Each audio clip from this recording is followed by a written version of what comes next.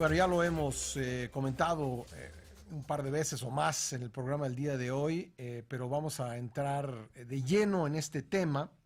Hoy se cumplen 500 años de la fundación de Veracruz, primer ayuntamiento en la América continental, la primera población, digamos, con ayuntamiento que formaron los conquistadores españoles. Fue fundado por Hernán Cortés, y vamos a hablar al respecto con nuestro amigo Enrique Ortiz, divulgador de la historia, que tiene una cuenta de Twitter que se la recomiendo mucho porque da a conocer aspectos históricos muy interesantes en este 2019 relacionados con el tema de la conquista, porque bueno, se cumplieron 500 años de la llegada de Hernán Cortés a la isla de Cozumel, posteriormente de la batalla de Centla, que también platicamos con Enrique, y ahora la fundación del puerto de Veracruz. Y conforme vayan dándose efemérides relacionados con la conquista, estaremos platicando de los detalles históricos con Enrique, quien siempre amablemente acepta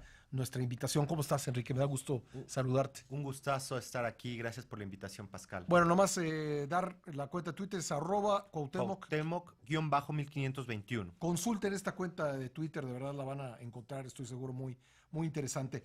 Enrique, ¿qué podemos comentar sobre la fundación del puerto de Veracruz a 500 años? Sí, justamente el Jueves Santo de 21 de abril de 1519, Hernán Cortés, con sus 11 navíos, llega a lo que es la Isla de Sacrificios, pasa alrededor de la Isla de Sacrificios por la tarde, después de 5 días de navegación, de salir de lo que es Tabasco, de Santa María la Victoria. Y el 22, precisamente 22 de abril, Viernes Santo, la importancia que eso implicaba para aquellos aventureros españoles, desembarcan en unos arenales enfrente de la Isla de Sacrificios, en un lugar conocido como Chalchihuecan o Chalchicuecan, unas grandes dunas de arena.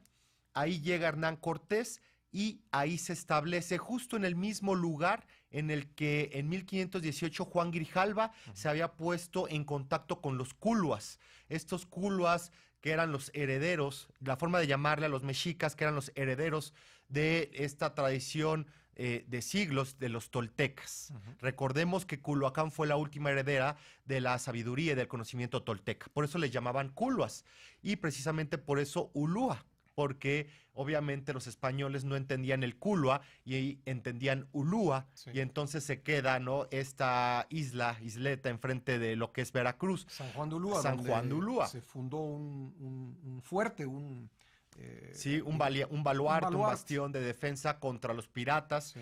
Y llega ahí, y realmente la fundación de lo que es la Villarrica de Veracruz, posiblemente días después del 22, porque el 22 es cuando él desembarca, es una argucia, es una maniobra jurídica.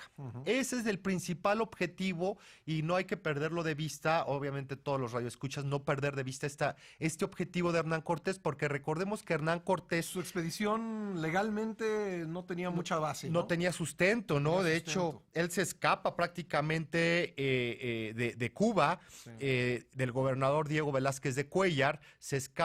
Y recordemos, algo bien importante es que Velázquez, gobernador de Cuba, le llamamos gobernador de Cuba, en realidad no estaba, no había sido nombrado por los reyes todavía, ni por el Consejo de Indias. Él era teniente de gobernador aún. Y entonces Hernán Cortés escapa, llega ahí, y para no depender directamente de la autoridad del teniente gobernador de Cuba, él decide fundar, bueno, todo esto él lo crea, ¿no? Se pone de acuerdo con sus propios soldados, y sus propios soldados acompañantes son los que le solicitan a Hernán Cortés que funde un ayuntamiento en la nada, ¿no?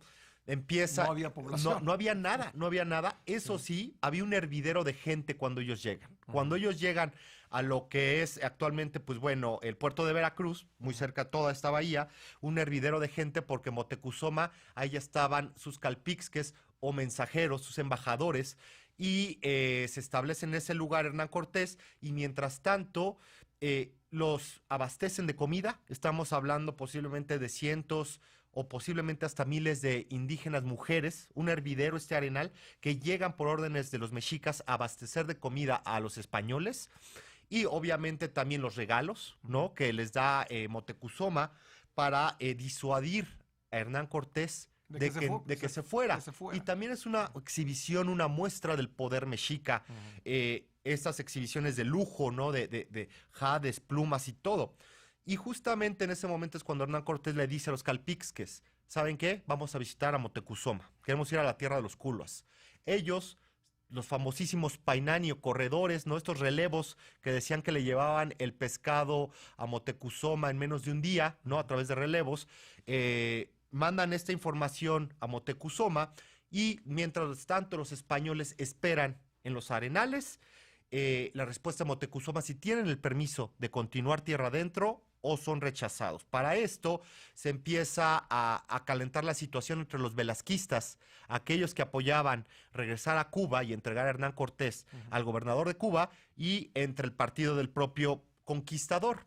Para calmar los ánimos, entonces decide esta maniobra política y jurídica fundar la Villarrica en este lugar y con una intención de que se nombran autoridades, regidores, ¿no?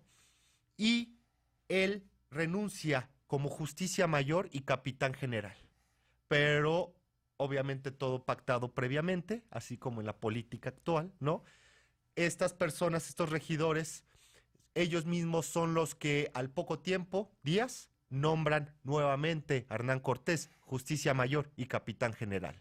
Y por las antiguas tradiciones españoles de origen medieval, ya la autoridad de un ayuntamiento no depende de un teniente de gobernador, en este caso Diego de Velázquez de Cuéllar, ubicado en Cuba, sino que depende directamente de los reyes españoles. Ahora, estos dos partidos de la expedición llevan tiempo después a algo que pues se ha popularizado con la expresión de quemar las naves, que en realidad no las quemó, sino las perforó y las barrenó. Las barrenó y con eso las hundió. Sí, pero eso no sucede en los arenales de Chalchihuecan. Precisamente al poco tiempo de estar ahí se da cuenta de que los vientos son muy fuertes, de que no es un buen lugar para las embarcaciones, para los barcos, y manda a dos personajes de importancia, Francisco de Montejo y Portocarrero, Portocarrero era el de más alto linaje nobiliario de la expedición, prácticamente el señor feudal de lo que era Medellín. Los manda en una embarcación hacia el norte, hacia donde actualmente se encuentra, pues las playas de la famosa Villarrica de Veracruz, justamente enfrente de la zona arqueológica de Quiahuiztlán y pues a 30 minutos de lo que es Zempoala, esta ciudad, este señorío Totonaca, gobernado por un personaje que pasaría a la historia como el cacique gordo de Zempoala, de nombre Chicomácatl o Cuautlevana, que era tan obeso que no podía caminar por su propio pie y no recibe a Hernán Cortés en la entrada de Zempoala. Lo recibe dentro de lo que es el recinto ceremonial, ¿no? Tenían que moverlo en palanquín.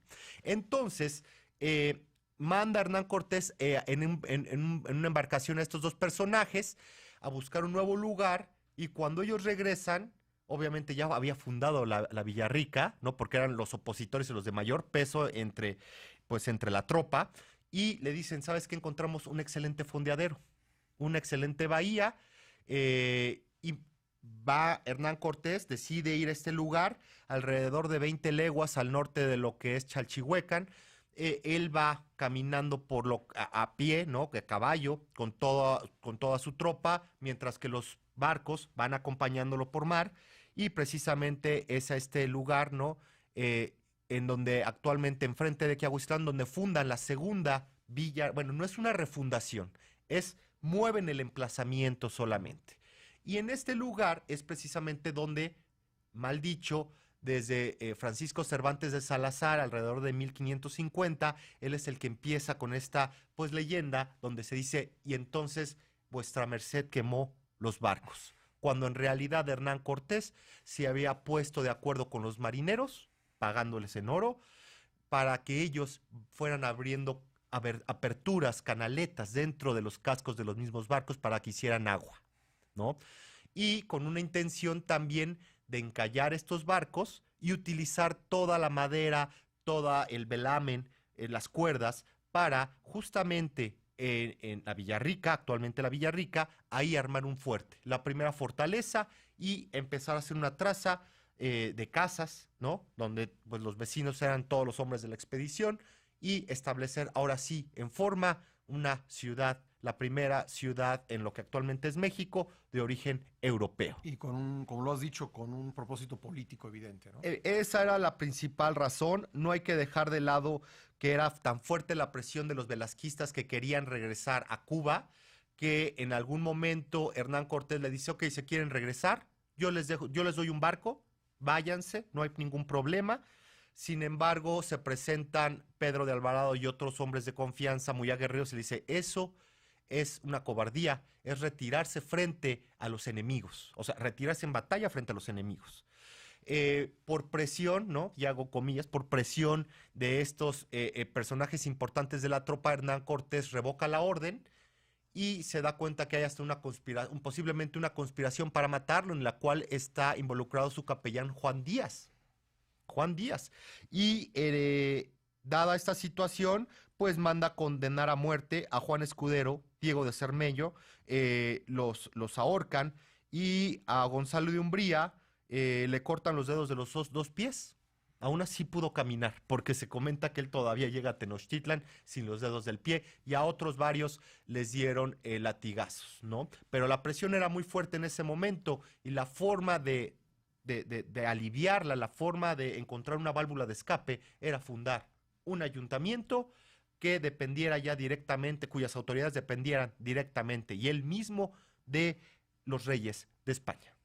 Pues ahí está la historia detrás de la fundación de Veracruz, que con el tiempo pues se volvería la puerta de entrada a México, cuando la comunicación con Europa era marítima durante largo tiempo, la principal aduana del país, y creo que un lugar cargado de historia. Sin duda, y es importante comentar que todavía para 1525 la Villarrica se mueve a la Antigua, sí, cerca del río Huitzilapan, y no sería hasta 1599 que regresa a donde actualmente es el puerto de Veracruz y donde originalmente había sido fundada. Por orden del rey Felipe II. Pues Enrique, un gusto como siempre platicar contigo. Gracias, tener un gusto todos igual. Estos detalles de la historia conforme se van cumpliendo fechas de los 500 años de la conquista. Un gusto, como siempre. Te lo siempre. aprecio mucho. Sigan a Enrique Ortiz, divulgador de la historia, en su cuenta de Twitter, @Cuauhtémoc_1521,